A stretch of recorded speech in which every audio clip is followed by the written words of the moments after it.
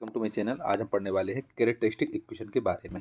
इसमें हम पढ़ेंगे कैरेक्टरिस्टिक गैस इक्वेशन, जो कि इसका इक्वेशन जो होती है, इक्वेशन होती है P B equal to M R T के बराबर, जहाँ पर पी होता है प्रेशर, बी होता है वॉल्यूम, एम होता है मास, आर होता है कैरेक्टरिस्टिक कांस्टेंट एंड टी होता है टेम्परेचर। इस इक्वेशन के आधार पर हम इसमें न्यूमेरिकल करेंगे। न्यूमेरिकल दिया हुआ है, ये न्यूमेरिकल है।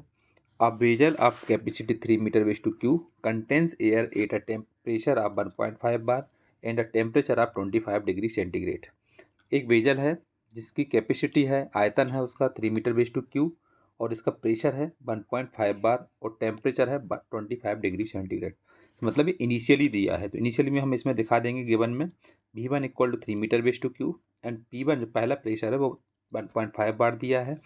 इसको न्यूटन पर मीटर स्क्वायर में चेंज किया तो 0.15 इंटू 10⁻6 न्यूटन पर मीटर स्क्वायर, और टेम्परेचर दिया है 25 डिग्री सेंटीग्रेड, मतलब T1 इक्वल टू दिया है 25 डिग्री सेंटीग्रेड। केल्विन में चेंज किया तो 25 प्लस 273 मतलब हो गया 298 केल्विन। ये इनिशियली कंडीशन हो गई। इसके बाद एडिशनल आगे की प्रोसेस है। Air is now pumped into the system until the pressure rises to 30 bar and the temperature rises 60 degree centigrade.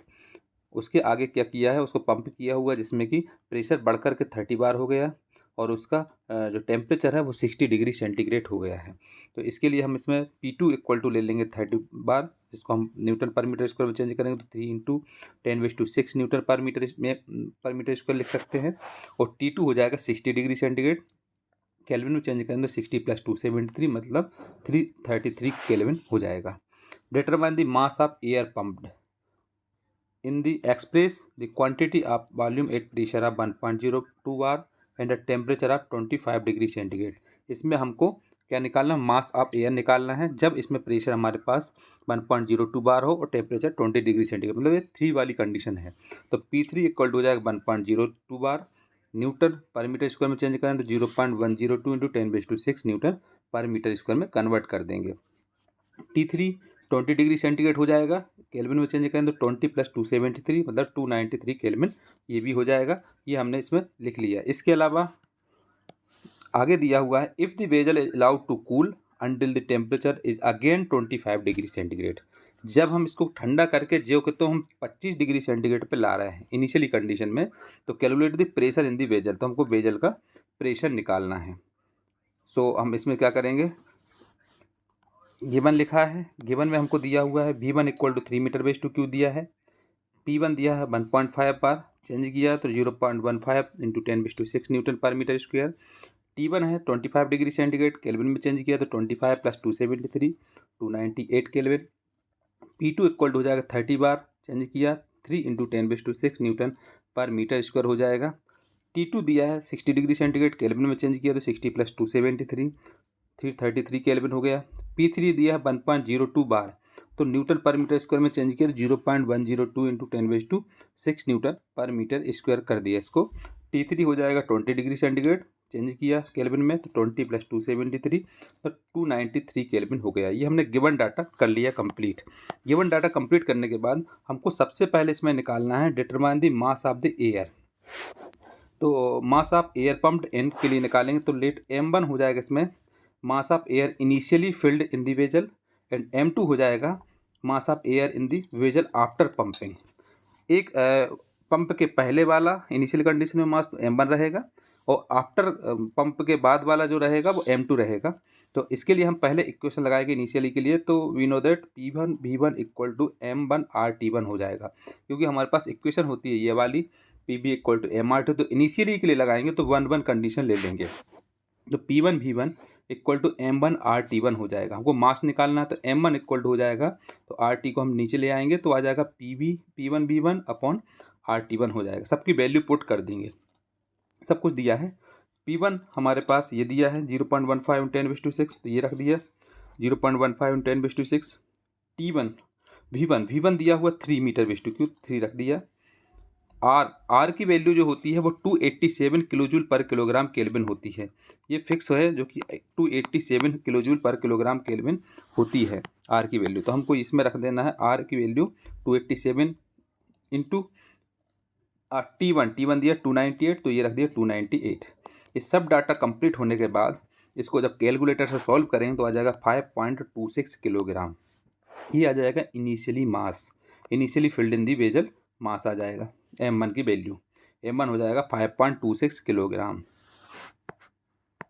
आगे करेंगे हम सिमिलरली सेकंड कंडीशन के लिए, तो हो जाएगा P2V2 इक्वल टू M2RT2, ये वाली इक्वेशन लग जाएगी।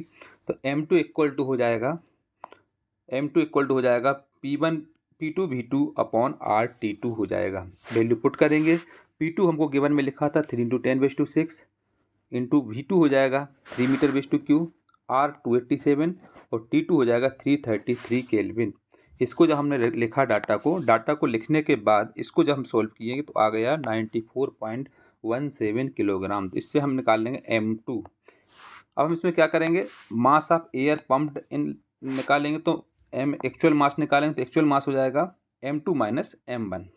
बड़े वाले मास से छोटे वाले मास को घटा देंगे तो 94.17 माइनस 5.26 सॉल्व किया तो आ गया 88.91 आ जाएगा।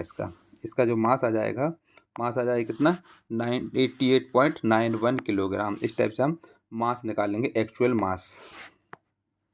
नेक्स्ट आगे है इसमें volume of air pumped in 8 a pressure of 1.02 bar and temperature of 20 degree centigrade. इसमें हमको एयर पंप में वॉल्यूम निकालना है जब प्रेशर 1.02 बार ले रहे हों और टेम्परेचर ले रहे हों 20 डिग्री सेंटीग्रेड। तो इसको हम नोट करेंगे V3 से। V3 इक्वल टू हो जाएगा वॉल्यूम ऑफ एयर पम्प्ड इन। तो इसके लिए हमारी इक्वेशन लग जाएगी ये वाली,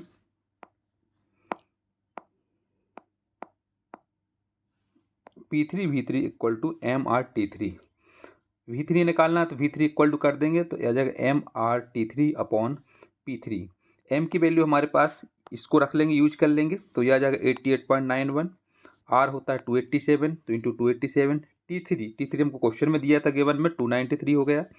और P3 हमारे लिए क्वेश्चन में दिया था 0.102 इंटू 10⁻6 गिवन डाटा में लिखा हुआ है। तो गिवन डाटा से हम इसको रख देंगे सभी वैल्यू। तो सभी वैल्यू रखने के बाद इसको अगर हम सॉल्व करेंगे तो आ जाएगा 73.3 मीटर/क्यूब। तो V3 आ जाएगा 73.3 मीटर/क्यूब। ये आ जाएगा volume of air pumped in 8 pressure of 1.02 bar and temperature of 20 degree centigrade.